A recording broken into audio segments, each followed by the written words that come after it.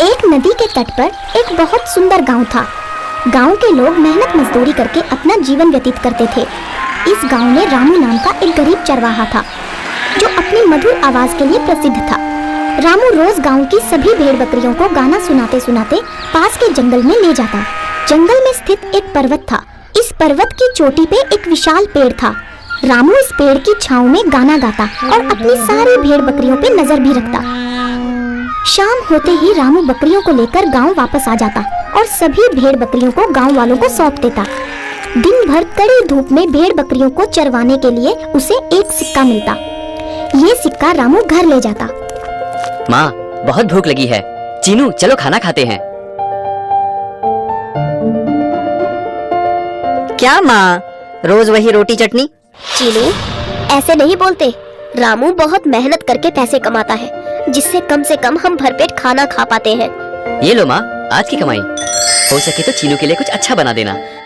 रामू हर दिन भेड़ बकरियों को चराने पर्वत ले जाता और मिले हुए पैसों से अपना घर चलाता। एक दिन रामू अपनी भेड़ बकरियों को लेकर पर्वत आया तो उसने देखा कि एक लकड़हारा पर्वत पे स्थित विशाल पेड़ को काट रहा था। ये देख रामू चिंतित हो गया। रामू को उस पेड़ से लगाव हो गया था। उसने सोचा कि उसे पेड़ को बचाना चाहिए। सुनो भाई, ओ लकड़हारे, क्या तुम्हें इस पेड़ के श्राप के बारे में नहीं पता? कई सालों पहले एक ऋषि मुनि ने इस पेड़ को चुड़ैल का श्राप दिया था। इस पेड़ पे एक बूढ़ी चुड़ैल रहती है। जो भी व्यक्ति इस पेड़ को छूता है वो उसकी जान ले लेती है। इससे पहले कि वो चुड़ैल आए और तुम्हें मार दे, तुम यहाँ से भाग जाओ। लकड़हारे को गिरता देख रामू हंसने लगा। तभी उस पेड़ की आत्मा प्रकट हुई। बहुत बहुत धन्यवाद रामू, तुमने मेरी जान बचाई। तुम बहुत अच्छे इंसान हो। मैं तुम्हें एक उपहार देना चाहता हूँ।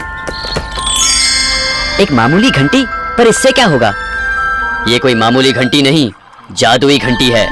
इस घंटी की मदद से तुम जो खाना चाहो वो तुम्हें मिल जाएगा। शुक्रिया, मतलब अब कभी मैं और मेरा परिवार भूखा नहीं सोएगा। लेकिन रामू, ये याद रखना कि इस घंटी का इस्तेमाल दिन में केवल एक ही बार हो सकता है। शुक्रिया। जादुई घंटी लेकर रामू खुशी खुशी घर आया। माँ, देखो देखो मुझे क्या मिला है। ये क्या? ये तो एक मामूली सी घंटी है। इस घंटी का आप क्या करोगे भैया? अरे चीनू, ये कोई मामूली घंटी नहीं है, ये जादुई घंटी है। इस घंटी की मदद से हम जो चाहे वो खाना मंगवा सकते हैं। सच में भैया? चलो मांगते हैं। तो बताओ तुम्हें क्या खाना है चीनू? मुझे रोटी, चावल, पनीर, दाल और जलेबी खानी है।